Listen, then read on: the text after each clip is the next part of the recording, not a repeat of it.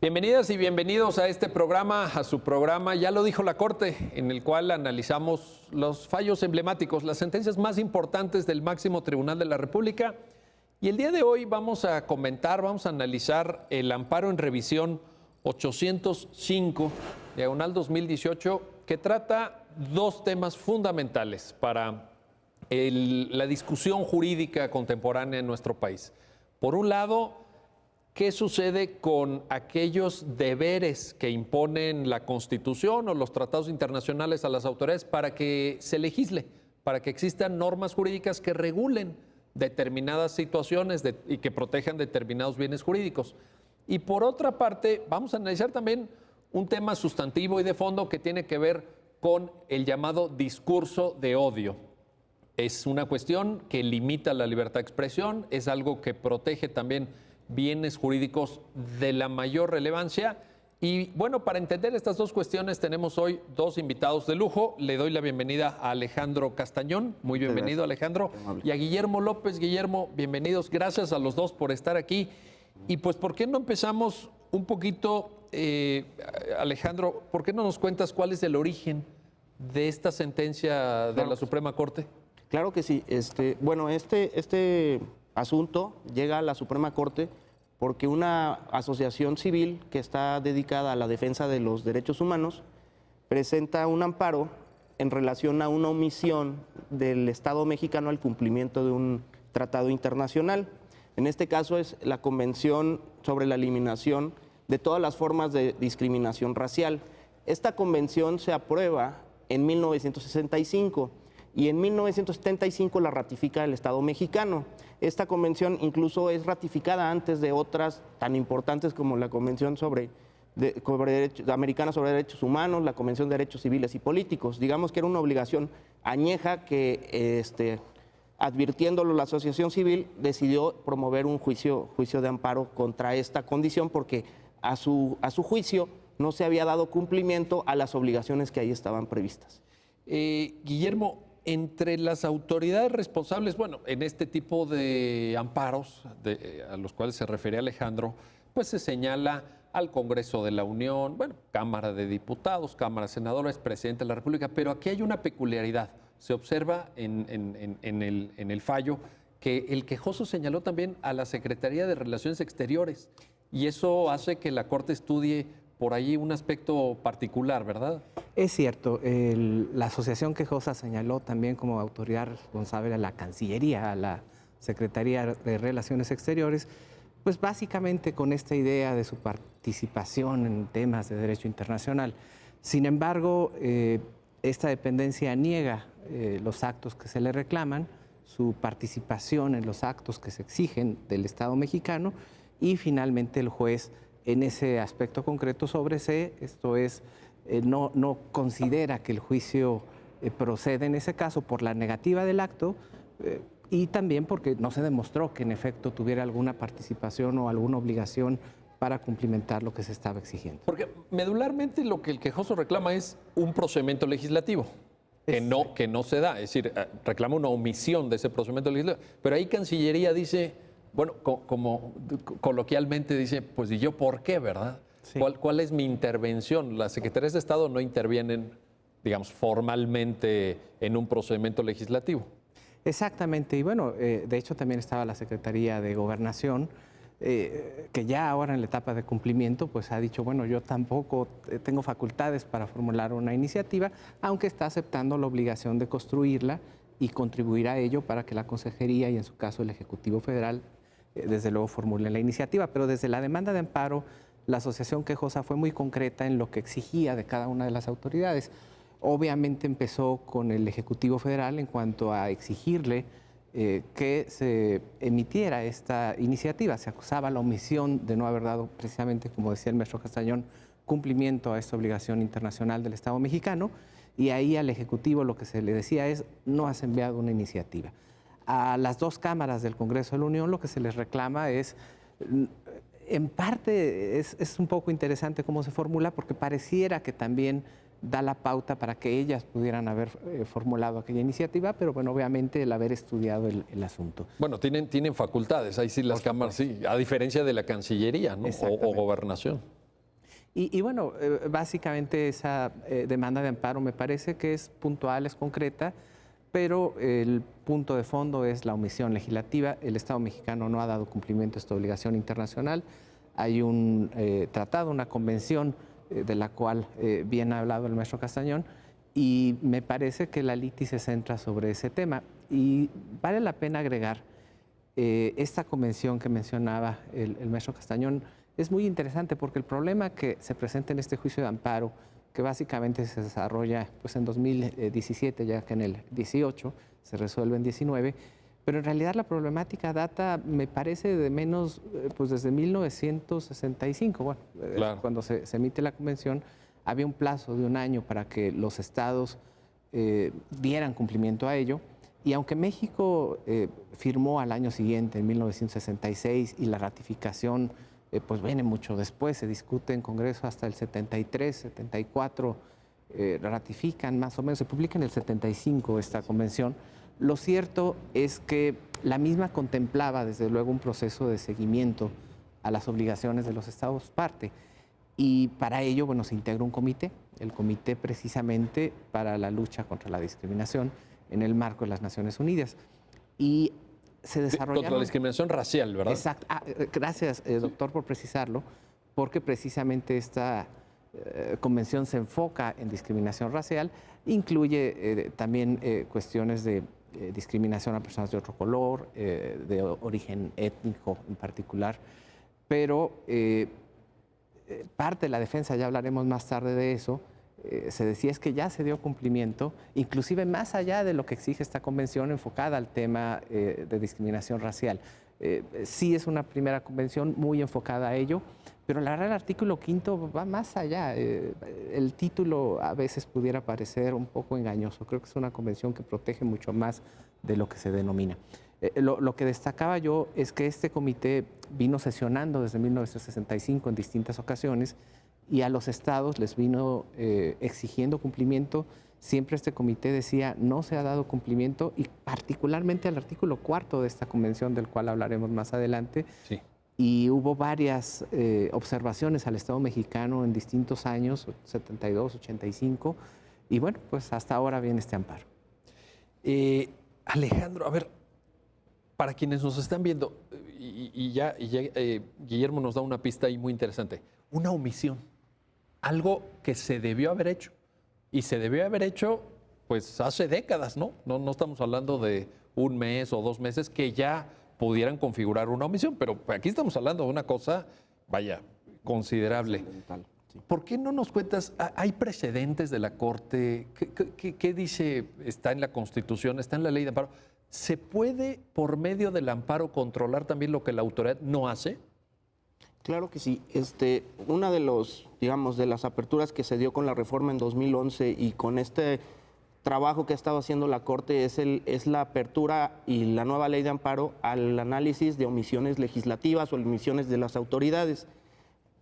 Anteriormente el problema que se tenía con la omisión legislativa era lo que se entendía el principio de relatividad, y decía que las sentencias no podían tener un efecto más allá de los involucrados. A partir de esta nueva concepción de los derechos humanos, el interés legítimo, que pudiera ser un interés más abierto, y la búsqueda de una reparación efectiva del cumplimiento de los derechos humanos, es que se buscan estos mecanismos y se está modulando este principio de relatividad para hacerlo efectivo, y en estos casos poder incluso exigir a una autoridad el cumplimiento de un no hacer, que ese era el gran problema que teníamos, y hasta antes de la 9ª y 10ª época no existía ninguna jurisprudencia que así lo permitiera. El primer asunto que toca este tema es el de publicidad gubernamental me parece, el año pasado. Sí.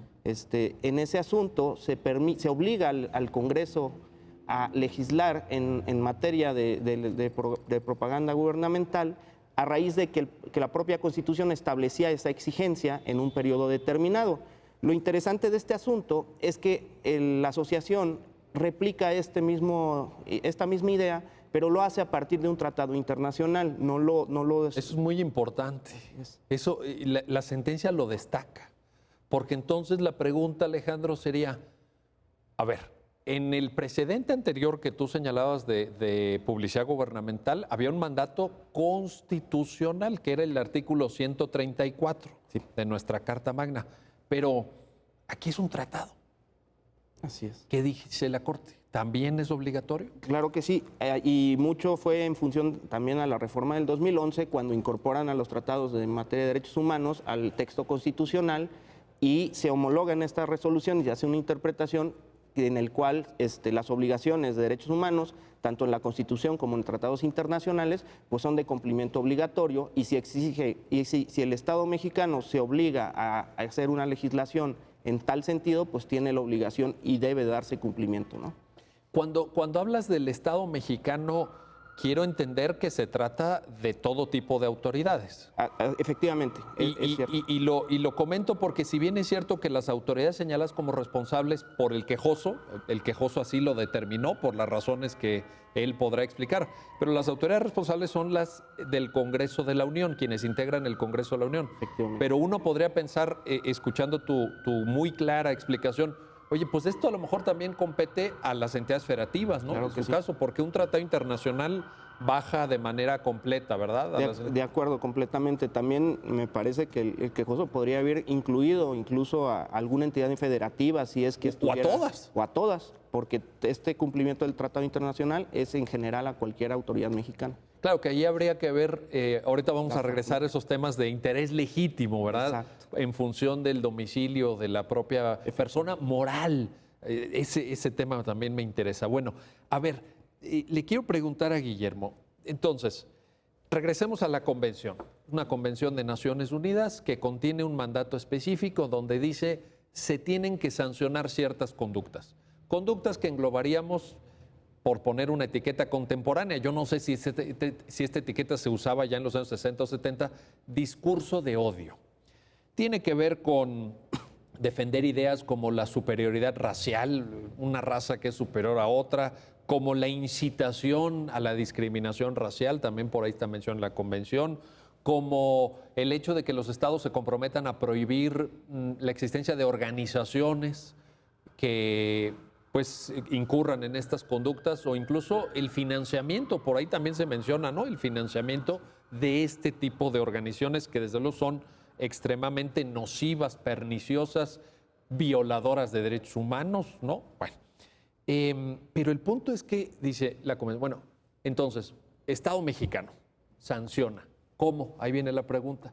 Sí, y bueno, precisamente por eso el comité ha emitido distintas, no solo recomendaciones, sino interpretaciones de este artículo cuarto. Recuerdo que inclusive organizaciones internacionales como Amnistía Internacional han hecho peticiones. Este comité se reúne no nada más con representantes de países en el enfoque gubernamental, sino también con organizaciones civiles y, digamos, alianzas internacionales a favor de avanzar en esta lucha contra la discriminación. Lo que precisamente centra o es el núcleo de esta convención, por supuesto, es la reprobación de la discriminación racial. Tú lo aclarabas muy bien, doctor.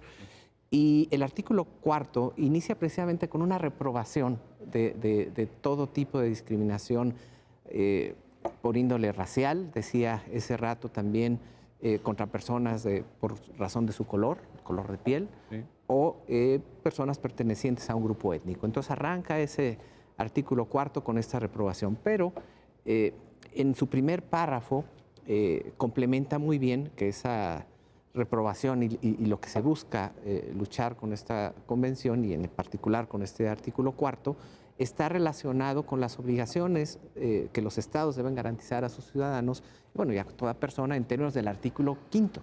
Y en el artículo quinto viene toda una relación más completa que habla de discriminación en materia laboral, en materia educativa, en materia inclusive de derechos civiles, derechos políticos. Entonces, bueno, el artículo cuarto en su primer párrafo es muy interesante porque reprueba, y la parte final es donde dice, y en particular van a realizar las siguientes acciones, y señala 3 incisos, ABC.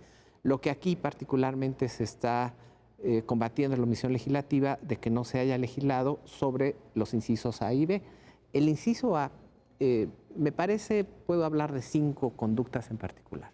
La primera tendría que ver con la difusión de ideas de superioridad, ¿no? Ideas de discriminación. Es lo primero que la Convención indica que se debe legislar en esa materia.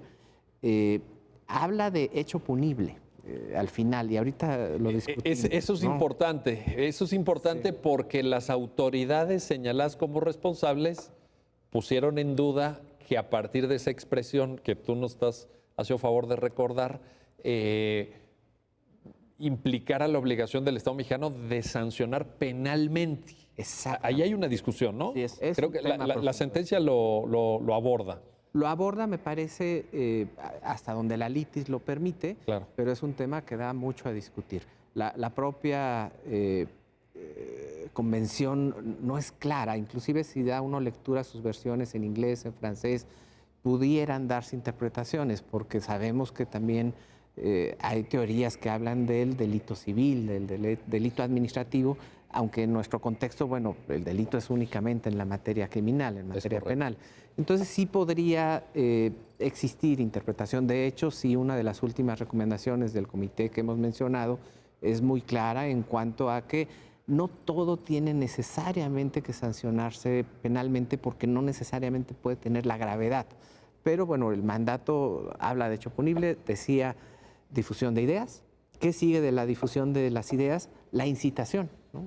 Primero traigo el discurso de odio, que es un concepto que a lo mejor en 1965 no existía. Hideous crimes hablaban, pero Sí. eso fue más, me parece, los 80, 70. Sí. Pero fue evolucionando a este tema de discurso de odio, que incluso todavía no hay claridad, hay debates a veces de lo que es un crimen de odio, un delito de odio, y otra vez en esta cuestión de si es penal o es administrativo o de ambos. Después de la incitación al odio, que es distinto, una cosa es difundir y otra cosa es llamar a que exista esta discriminación, pues ¿qué es lo que sigue? Los actos de violencia. Entonces, se busca que también se castigue los actos de violencia y la incitación a estos actos de violencia. Aunque ahí ya estamos en un punto distinto. Sí. Es decir, yo creo que la teoría de los derechos fundamentales y la teoría del delito distinguen claramente lo que es y cito en esto jurisprudencia de la Suprema Corte de Estados Unidos, pero una actividad puramente expresiva, que puede ser incluso incitatoria, ¿no? Claro. Pero finalmente son palabras, a una actividad de resultado material.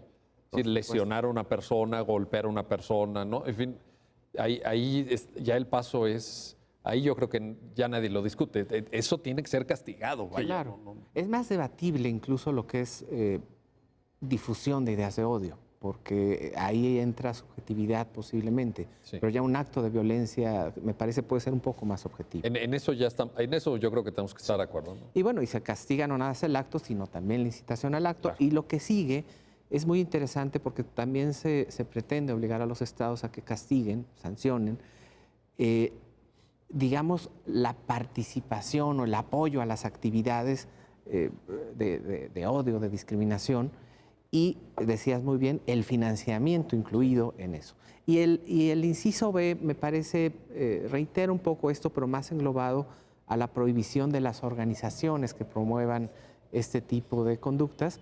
De ahí que el inciso A, me parece, va más a conductas en específico, y el inciso B reprueba a las organizaciones y castiga inclusive el formar parte de organizaciones que traigan discursos de superioridad, de odio racial. Básicamente es lo que la Convención yo destacaría, y la obligación del artículo 9, que daba un año a los estados suscribientes de esta convención para informar y obviamente dar cumplimiento. Pues ya lo ven, este es el contenido del mandato de un tratado internacional que el Estado mexicano firmó, que el Estado mexicano ratificó hace más de 40 años. Viene una persona, a través de una persona jurídica, a través de la interposición de un amparo, de la presentación de una demanda de amparo, y dice, yo quiero que el Congreso de la Unión cumpla con lo que establece este compromiso internacional. Y sobre eso estamos platicando con Alejandro Castañón, con Guillermo López. Vamos a hacer una pausa, no se vayan, regresamos enseguida para profundizar en este interesante tópico del día de hoy. En su programa, Ya lo dijo la Corte. No se vayan.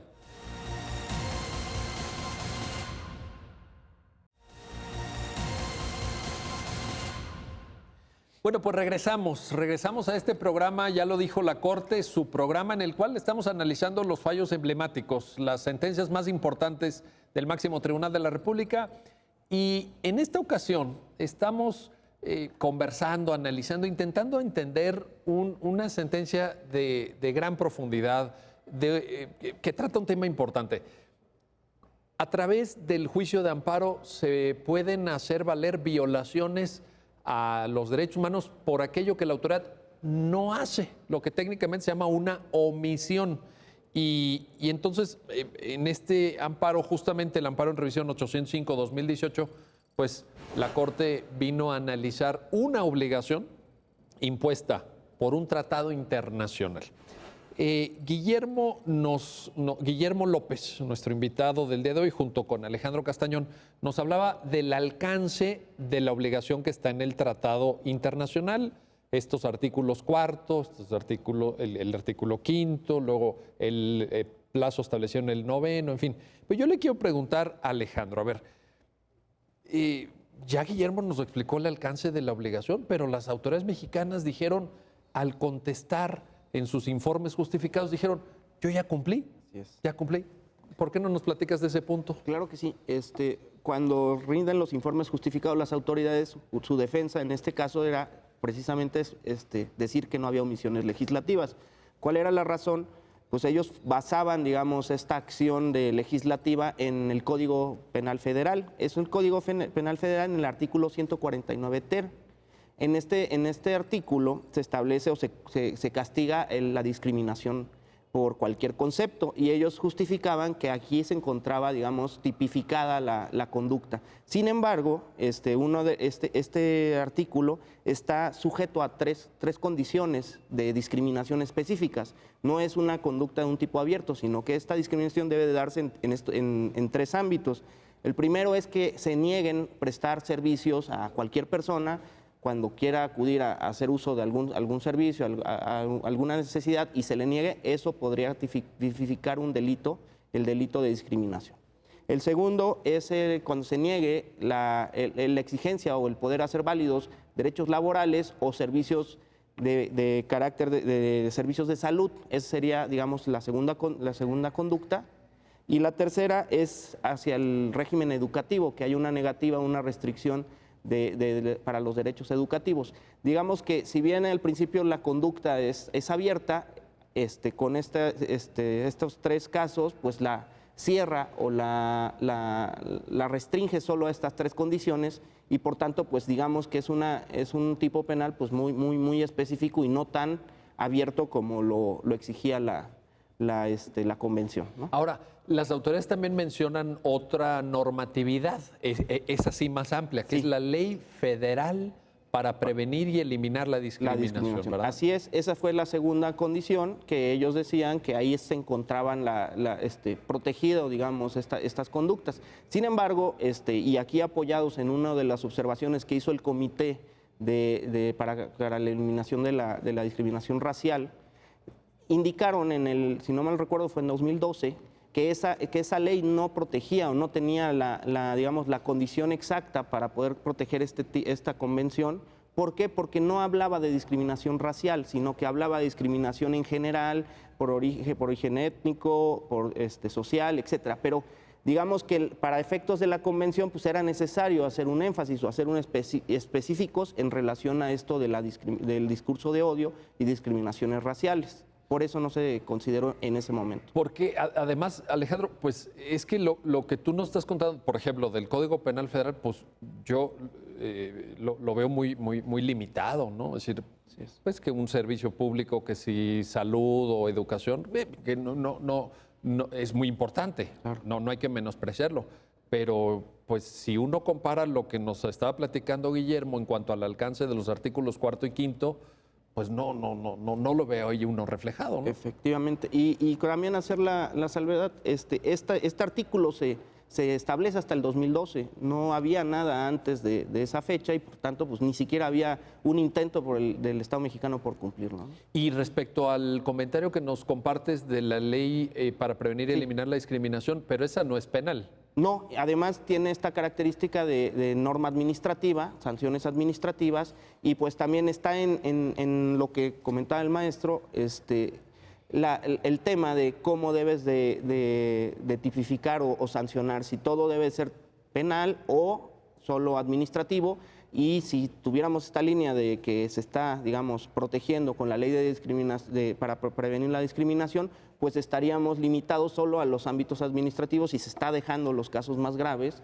de sancionar en materia penal, que es donde el Estado mexicano, digamos, que debe ser más estricto, o se le está exigiendo por la Convención tener ciertas conductas que se deben de castigar de manera más fuerte, ¿no? Y el comité de ONU así también lo señala. Así es. Hay una cita, hay un par de citas en la sentencia muy elocuentes, ¿verdad? Efectivamente, ahí se hace referencia a algunos comentarios y observaciones que hizo el comité en relación a México, y especifica precisamente que no existe, digamos, en la ley federal para prevenir la discriminación un cumplimiento adecuado de la obligación, y del Código Penal pues no, ni siquiera estaba previsto, porque la última observación es de 2012, cuando precisamente se reforma, entonces ni siquiera tuvieron la posibilidad de pronunciarse. Correcto. A ver, Guillermo, vamos a entender un poco también el carácter de quien promueve la demanda de amparo. A ver, una persona jurídica, y entonces, dice, es decir, una asociación civil, ¿no? Y entonces dice uno, oye, ¿y qué afectación reciente o, digo, para efectos de la legitimación, lo que se llama legitimación activa, ¿no? En la teoría del proceso, es decir, oiga, casi para explicarlo de manera coloquial para quienes nos ven, oiga, pero ¿usted por qué viene a reclamar? ¿A usted cómo le afecta? La sentencia refiere ese tema. ¿Nos puedes compartir un comentario al respecto? Sí, por supuesto. Pues bueno, me parece que aquí tenemos un gran avance, así como en el tema de omisiones legislativas que se ha hablado, pues en tema de interés. Tradicionalmente solo se reconocía el interés jurídico para acudir a los juicios de amparo, a los juicios de garantía. ¿Qué significa el interés jurídico? Pues bueno, precisamente esta afectación directa, esta vinculación que puede tener una persona con una controversia jurídica, pero para ilustrarlo me referiría precisamente a cuando alguien es parte de un juicio, cuando alguien precisamente dirige a lo mejor algún escrito a una autoridad y la autoridad le contesta directamente.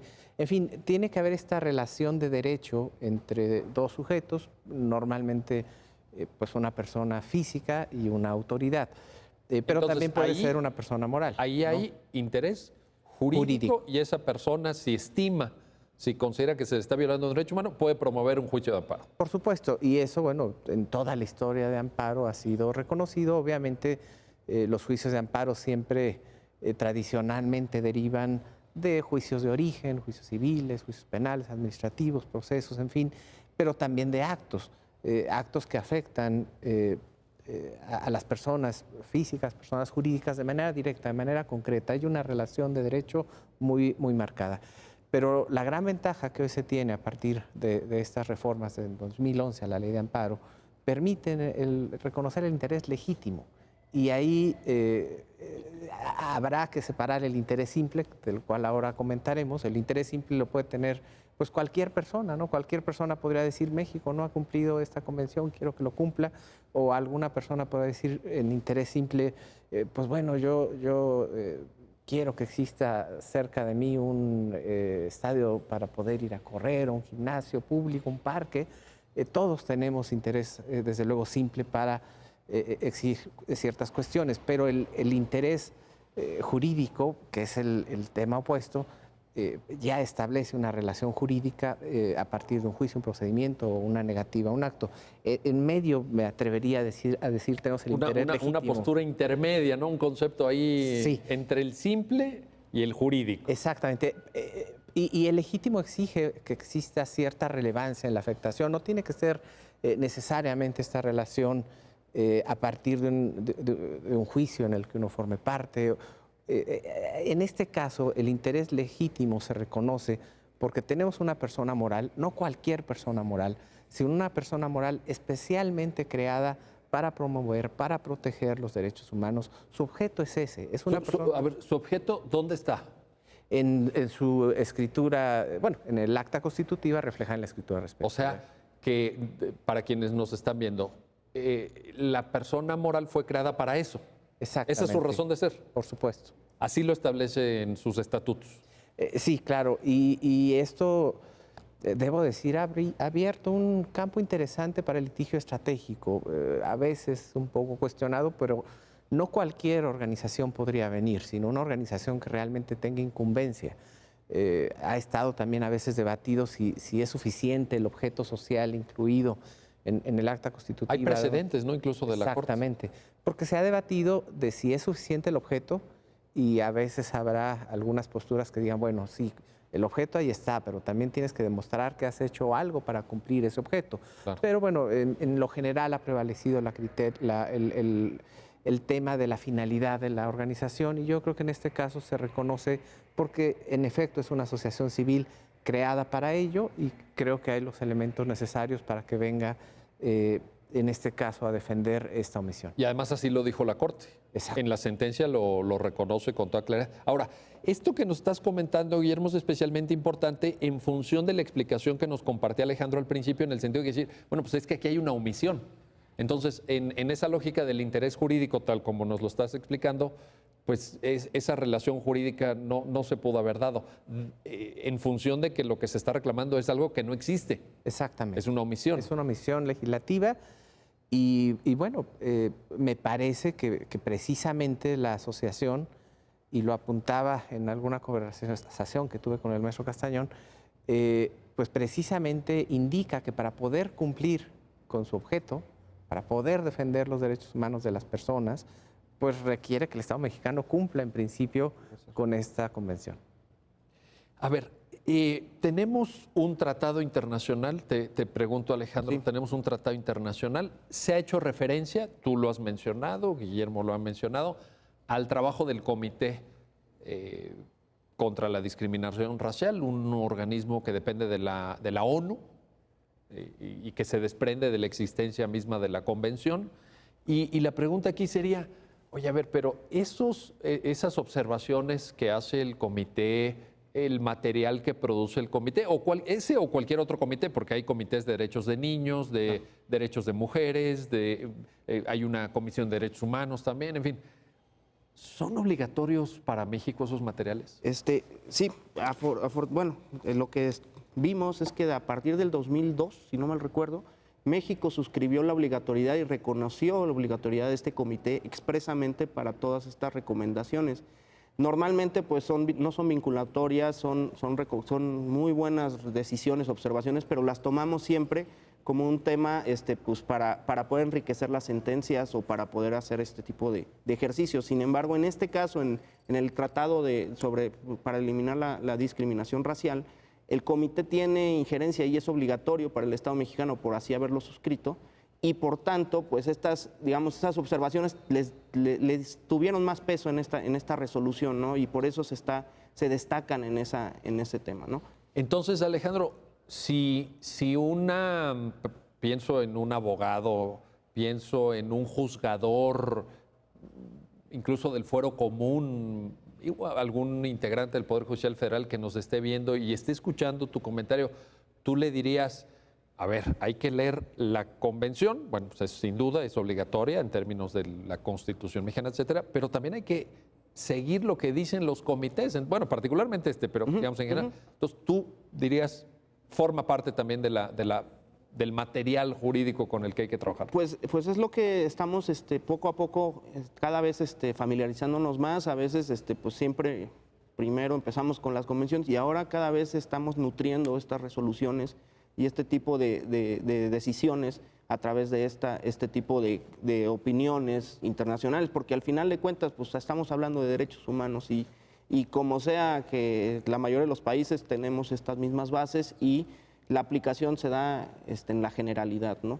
Y tú, en tu experiencia, como en el trabajo que has desarrollado tú en el máximo tribunal de la República, en la Suprema Corte, ¿sientes que abona esta revisión de este tipo de materiales? ¿Sientes que aporta para nutrir la argumentación? Claro que sí, yo creo que en mucho, porque estas resoluciones a veces profundizan muchísimo más en los detalles y no particularizan a un estado, sino que lo que son generales y también permiten esta visión, digamos, abierta de cómo deben de funcionar estas condiciones, cómo de resolver, y se ven, digamos, pues, en conjunción muchos casos que permiten pues, construir en la medida posible decisiones que nos han venido a ayudar aquí al Estado mexicano, ¿no? Yo creo que lo que tú mencionas, Alejandro, es un avance. Me atrevo a calificarlo como un avance. Esto hace 30, 40 años no se hacía.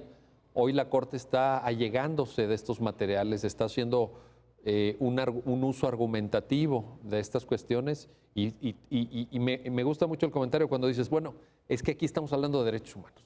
Es decir, eso creo que también importa destacarlo, ¿no? Es decir, es en aras de una mejor tutela, protección y garantía de los derechos humanos, que son derechos de todos.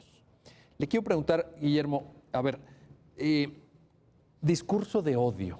Sí. Nos compartías una reflexión, creo yo, muy puntual, muy clara del contenido de los artículos 4 y 5 de la Convención de Naciones Unidas contra la Discriminación Racial.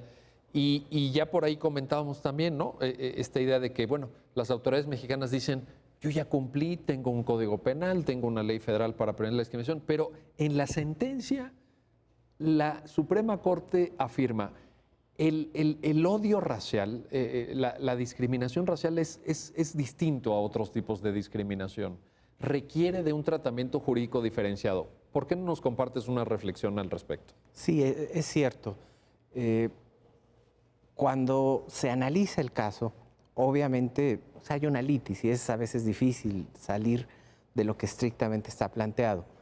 Pero aquí la defensa de las autoridades giraba, en efecto, sobre decir yo ya cumplí y cumplí más allá de lo que dice la Convención. Incluso más, ¿verdad? Dicen. Así lo dicen.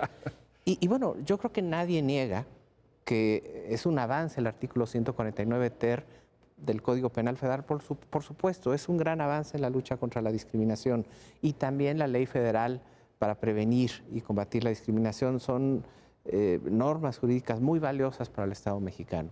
Sin embargo, el contexto en que esta legislación se desarrolla, me parece, aquí se demuestra, no cumple las expectativas de la Convención, al menos en ese artículo 4, inciso A, inciso B. Es posible que abarque otras concepciones de discriminación, es posible que vaya en algunos temas más allá del discurso de odio, pero aquí estamos hablando de un discurso de odio, de la incitación al odio, de formar parte de estructuras organizativas en contra de las personas, o sea, discriminar, ¿no? Que va mucho más allá de lo que nos decía Alejandro, ¿no? En cuanto al que si nos comentabas, Alejandro, por ejemplo, servicios de salud, educativos. Negativas a servicios de trabajo. Negativa en el ámbito laboral, etcétera. Pero todo eso que nos comentas, Guillermo, no está. Sí, no. La verdad, haciendo un análisis muy puntual, uno a uno, los supuestos previstos en este artículo 4, pues no está dirigida esa norma del Código Penal y la propia ley a atender esas cuestiones. Quizás marginalmente, digamos, atraviesa un poco por ahí, pero no cumple el objetivo. Y precisamente el éxito, me parece, de este caso, que bueno, por cierto, tuvo su dificultad al inicio porque primero se había desechado la demanda, a lo mejor vamos a hablar un poco de eso después, pero sí creo que el éxito del asunto está en diferenciar que existen normas jurídicas que sí están buscando combatir la discriminación, pero en otros contextos. El discurso de odio, me parece, tiene una connotación muy importante. Esto es una base importantísimo porque el simplemente expresarse y dentro de una conversación, puede ser entre personas, puede ser en medios de comunicación, en fin, que empiece a hablar mal, por decirlo en términos coloquiales, de personas de alguna etnia, de personas de otra nacionalidad, de personas de cierta raza, pues va generando prejuicios. Y del prejuicio a la violencia, bueno, a la incitación, es una distancia muy corta, y de ahí a la violencia menos. Y la verdad es que el odio, pues lamentablemente existe en muchos contextos, en la oficina, en la escuela, De ahí que yo creo que no basta para atacar la discriminación el luchar que no se le dé a una persona un servicio, una prestación, o luchar contra que no se admita a un estudiante de otra raza en una escuela, por ejemplo. Son cosas importantísimas. Pero el tema del discurso de odio me parece que va al núcleo, diría casi a la genética de la discriminación. Y por eso es muy importante no nada más atacar pues aquellas conductas muy objetivas que discriminan a las personas, sino también, diría yo, el origen de esa discriminación. Y creo que este artículo 4 tiene esa gran valía para, pues para toda vamos, el contexto global. Sin duda. Es llegar al punto nuclear de la discriminación. Vamos a hacer una pausa. Claro.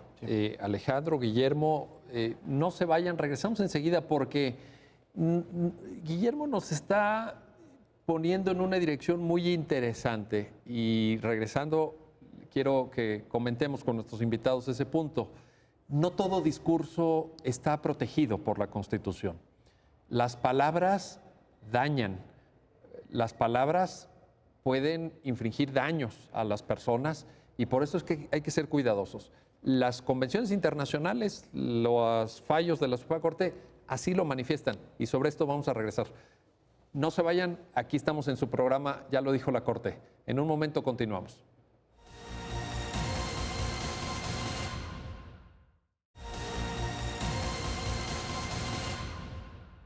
Pues bienvenidas y bienvenidos de nuevo. Estamos ya en el tercer segmento de este nuevo programa en el cual estamos analizando un amparo en revisión, el amparo en revisión 805-2018, resuelto por el máximo tribunal de la República, por la Suprema Corte de Justicia de la Nación. Y estamos platicando con Alejandro Castañón, con Guillermo López. Alejandro, digamos, vamos viendo cuáles son los efectos de la sentencia. Al final, la Corte le da la razón a la persona moral en esta reflexión que nos compartía Guillermo. Dice, a ver, es que la convención pues dice más cosas que no están cubiertas, entonces sí se constata que hay una omisión. Así es. Pero es cuidadosa la Corte también en los efectos. ¿Por qué no nos compartes ahí una respuesta? Sí, en la resolución, y fue uno de los temas que en su momento fue motivo de debate, pues la Corte, advirtiendo el problema, sobre todo en esta manera de cómo se debe de legislar y en qué niveles, pues la propia resolución no nos daba algún alcance para dar algún lineamiento o dar alguna condicionante. Máxime que teníamos, pues el Estado mexicano está obligado a todas estas actuaciones, llevarlas ante el Comité de la ONU y tampoco la Corte podría decir en este momento cumplió o no cumplió cuando pudiéramos estar en contravención con lo que pudiera establecer el comité, ¿no? Entonces lo que se optó, y esto es lo que dice la resolución, es que se debe de legislar atendiendo estas propias observaciones que el propio Estado mexicano se asumió en ellas y estableció que eran obligatorias. Entonces, de hecho, las sentencias se transcriben, ¿no? Así es, y hacemos, a pie de página porque no nos daban, pues son muchas y en esta libertad legislativa también no queríamos predisponer cuáles eran más importantes ni nada. Entonces, sí hacemos una referencia expresa a que se deben de atender estas observaciones para que cuando se le dé el cumplimiento, pues esto se haga de esta manera, ¿no? Aunque, digamos, hay un ámbito de deferencia, por decirlo de esta manera, de la Corte hacia el Poder Legislativo Federal. Efectivamente. Y en función en que esto era una omisión absoluta, una omisión legislativa absoluta, y el actuar de alguna manera, pues rompe esta inacción absoluta, ¿no? Ya hay un principio de cumplimiento y esto en tal caso pues tendría que verse en un segundo amparo, en otra condición, ¿no? Correcto. Guillermo, nos estabas hablando antes de irnos a la pausa de los alcances del discurso de odio, de las obligaciones del Estado mexicano en esta materia, etcétera. Y por ahí Alejandro también en algún comentario nos compartía la idea de que entonces no todo discurso vale, la libertad de expresión tiene límites también. ¿Por qué no nos explicas este punto? Claro. Y además la Corte lo ha dicho, perdón, pero la Corte ya lo señaló, ¿no? Sí, existe desde luego siempre una prevalencia de la libertad de expresión, pero no existe un derecho humano al insulto. A ver. Derecho Entonces, humano al insulto. por llamarlo de alguna manera. Eso no existe, eso no, vaya, no. Me parece que no. Sí es cierto que también han existido criterios a favor de la libertad de expresión, hay precedentes. La Suprema Corte en el Tribunal Pleno, inclusive en materia penal, ha resuelto un poco a favor, sí, en lo posible, de la libertad de expresión. Se llegaba a tipificar o sancionar cuando se insultaba, por ejemplo, a la autoridad, a los agentes de tránsito, de policía. Pero el problema es que ahí la tipificación no era muy clara, era muy subjetivo. Y bueno, en ese caso, por supuesto, se estimó que la norma sí era inconstitucional. Pero me parece que ese precedente interesante, que parece inclinarse un poco a la libertad de expresión, acá tiene una diferencia, porque acá ya estamos hablando de intolerancia, acá estamos hablando de prejuicio, estamos hablando de algo que impacta a un individuo, a grupos, pero que también impacta a toda la sociedad. La diferencia yo creo que es tenue y esto puede ser el parteaguas para empezar a ir construyendo esas diferencias con mayor objetividad. Hoy no me atrevería a decir que existe ya una delimitación muy clara de qué puedo decir o qué no puedo decir.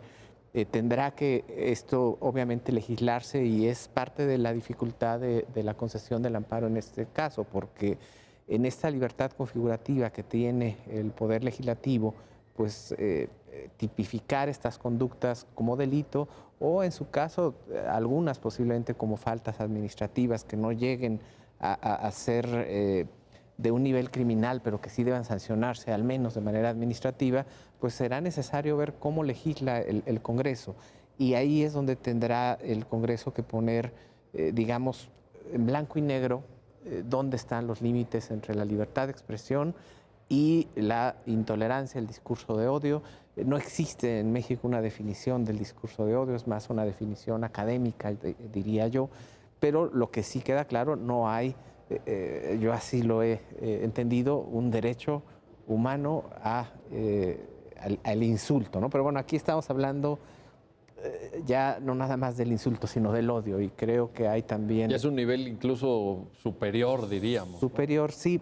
Y bueno, pues vendrá esta obligación del Congreso. Me parece que, pues dando seguimiento a esta sentencia, ya empiezan a existir algunas respuestas.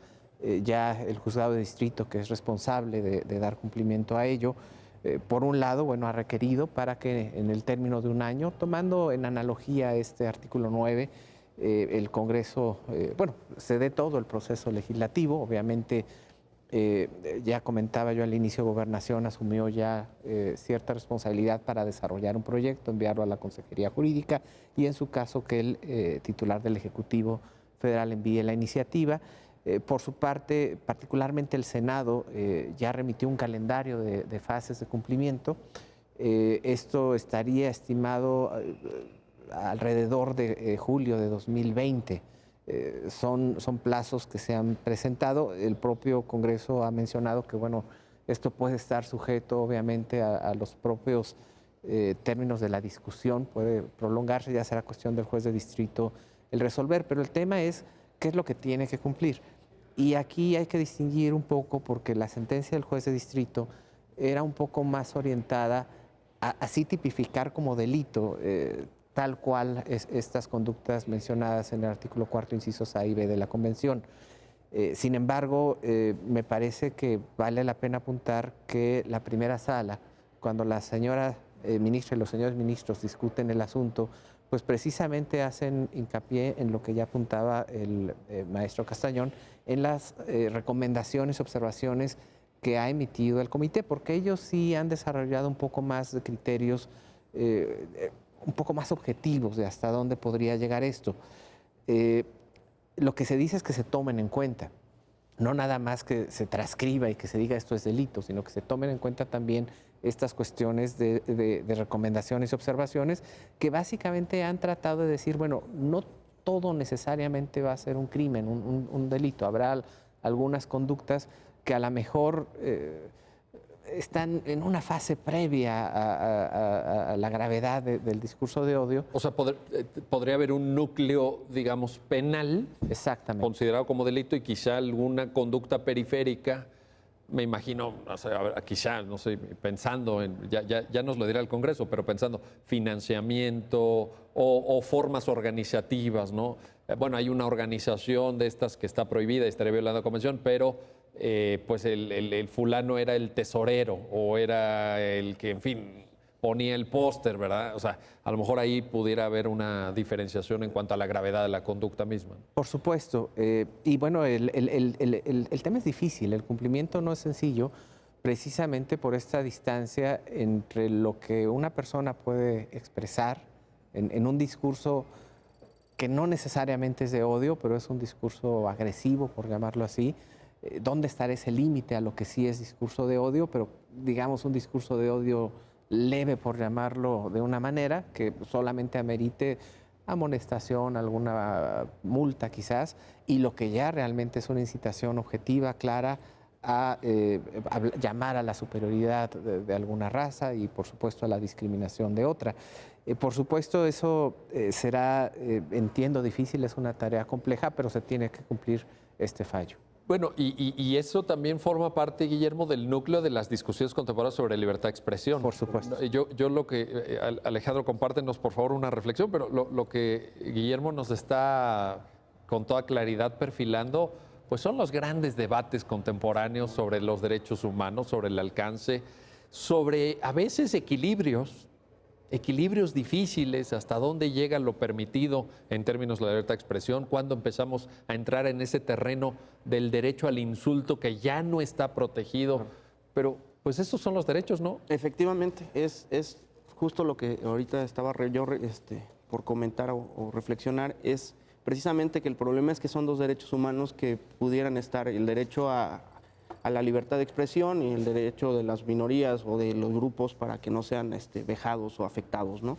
Y hay que tener mucho cuidado porque también a la hora de prohibir todo este tipo de conductas, pues también podríamos llevarnos muchas condiciones que limiten la libertad de expresión, que si no se toma cuidado en esta legislación o en este tipo de labor legislativa, podría llegarse a generar un efecto contrario, que sería la afectación a la libertad de expresión, y mal utilizadas estas prohibiciones, pues efectivamente vendrían a generar muchísimos problemas, ¿no? O sea, quedaríamos en el otro extremo, entonces, en el ánimo de evitar la discriminación racial, estaríamos inhibiendo o de plano sancionando la libertad de expresión. En efecto. Tampoco es eso, ¿no? Que esa es la parte que tendrían que irse ponderando conforme se van haciendo los casos. En el caso de Estados Unidos tienen más apertura o tienen un peso muy alto la libertad de expresión. Prácticamente el discurso de odio solamente está prohibido cuando lleve a un crimen o que esté ya prácticamente para criminalizar alguna conducta. Pero nosotros estamos como en una parte intermedia donde hasta lo que se ha hecho doctrinalmente en la jurisprudencia, el derecho al insulto. Pero incluso en Estados Unidos, pues eso es debatible y bueno, hay otras corrientes que yo creo que lo que se está generando en la Corte pues es precisamente estos choques de ideas para poder llegar a un justo medio que sería equilibrar las condiciones. En Estados Unidos existe una jurisprudencia más libertaria, exacto, por decirlo así. En Europa más, digamos, restrictiva de la libertad de expresión. Hay gente privada de su libertad en países europeos por negación del holocausto, por ejemplo, cosa que en Estados Unidos sería prácticamente imposible. Exacto. Aunque aquí recuerdo esa famosa frase del gran juez de la Corte Suprema de Estados Unidos, Oliver Wendell Holmes, cuando dijo: usted tiene su libertad de expresión, pero usted no puede gritar a la mitad de un teatro abarrotado "fuego", porque eso ya es una incitación directa que puede causar daños, ¿verdad? Claro. En ese equilibrio la Corte tiene que ir tomando sus decisiones. Efectivamente. Y de eso se trata el debate sobre los derechos humanos. Pues muy bien, ya lo ven ustedes, la verdad es que hemos tenido un programa con profundas reflexiones, temas que a lo mejor no todos los días forman parte del quehacer judicial de los tribunales mexicanos, pero que de pronto viene una persona moral y nos propone este tipo de aproximaciones. Yo creo que es algo sano, yo creo que es algo bueno. Cabe decir también que la primera sala resuelve este asunto por unanimidad. Por supuesto. Todos sus integrantes estuvieron de acuerdo con el proyecto presentado por el ministro Jorge Mario Pardo Rebolledo, y entonces pues ya se están empezando a configurar estas líneas a las que te referías, Alejandro, líneas jurisprudenciales no terminadas de definir, ya también Guillermo nos advertía sobre eso, pero bueno, pues es la tarea de los jueces, es lo bonito de los asuntos que llegan al máximo tribunal. Alejandro Castañón, muchísimas gracias. Gracias, doctor. Guillermo López, un gusto tenerlos aquí y gracias a ustedes que hacen posible este programa, su programa Ya lo dijo la Corte. Nos vemos próximamente para otro episodio y una nueva reflexión, un nuevo análisis de los fallos más importantes, las sentencias emblemáticas del máximo tribunal de la República. Hasta pronto.